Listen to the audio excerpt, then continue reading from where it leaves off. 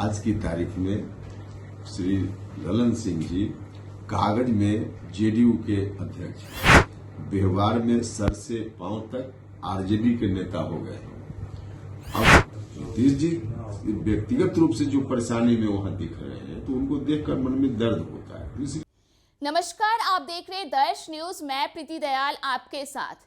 बिहार में सियासी पारा इन दिनों पूरी तरह से चढ़ा हुआ है। कहीं विपक्ष पर कटाक्ष किए जा रहे हैं तो कहीं अपनी ही पार्टी के नेताओं पर जमकर भड़ास निकाला जा रहा है।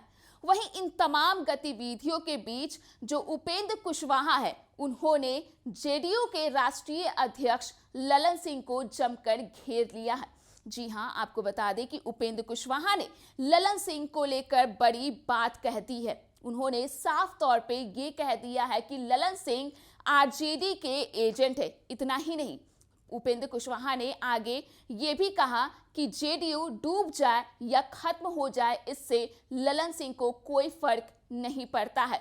हालांकि उपेंद्र कुशवाहा ने जहां एक तरफ ललन सिंह पर जमकर कटाक्ष किया तो वहीं दूसरी तरफ मुख्यमंत्री नीतीश कुमार के लिए सॉफ्ट कॉर्नर भी दिखाया।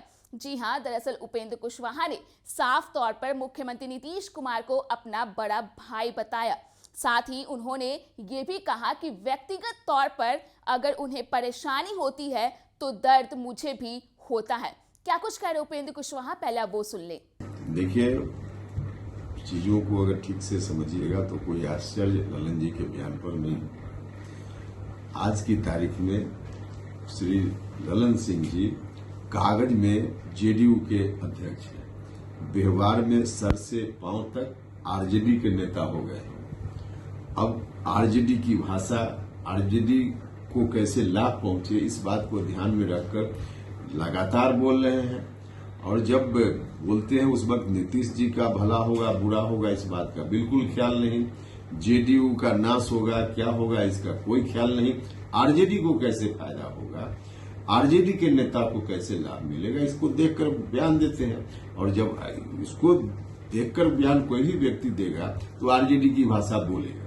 तो यह सब जो भाषा है, जो शब्द है ललन सिंह जी प्रयोग कर रहे हैं, यह तो आरजेडी की भाषा है और उन सोच समझ कर बोल रहे हैं। सर, आपने दिल्ली में जाकर केंद्रीय गृह मंत्री से मुलाकात की, किन विषयों पर चर्चा हुई?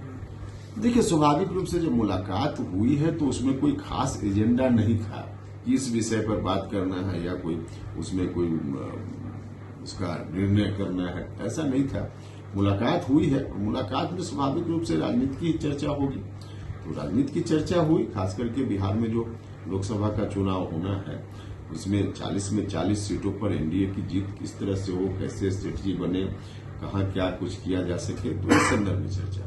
नीतीश कुमार के बारे में भी चर्चा हुई इस मीटिंग में। देखिए, अब सब कहीं भी होगा राजनीतिक दृष्टि से, तो नीतीश जी बिहार के मुख्यमंत्री हैं, स्वाभाविक रूप से चर्चा हो गए हैं, फिर भी नीतीश कुमार की चर्चा होती है, आप बड़े भाई मानते हैं उनको।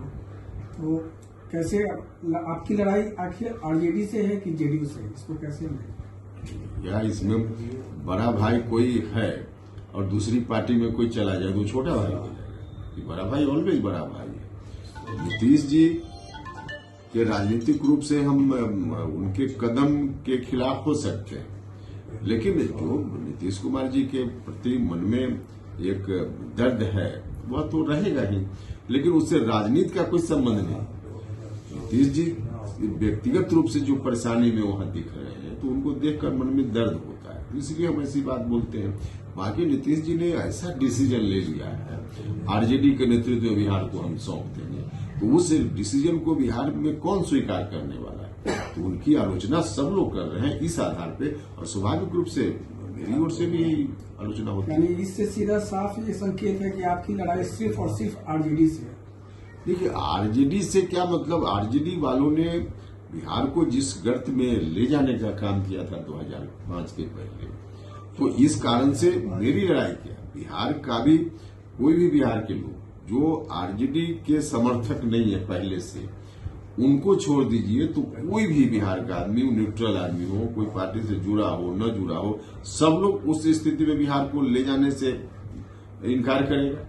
तो इसलिए हम उस तरह की बात बोल रहे हैं।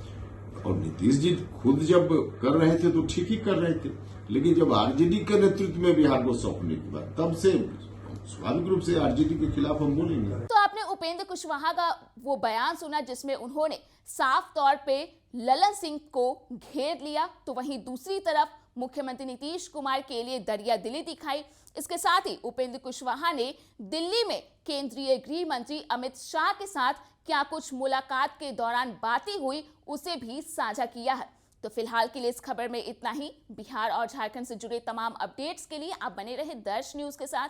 अगर आपने अभी तक हमारा YouTube चैनल को सब्सक्राइब नहीं किया है तो इसे जल्द सब्सक्राइब कर दें। इसके साथ ही हम ट्विटर, इंस्टाग्राम और फेसबुक पर भी उपलब्ध है, तो वहां पर भी जाकर आप हमारे चैनल को फॉलो कर सकते हैं। इसके साथ ही हमारी खबरें आपको कैसी लगती है हमें कमेंट कर जरूर बताएं।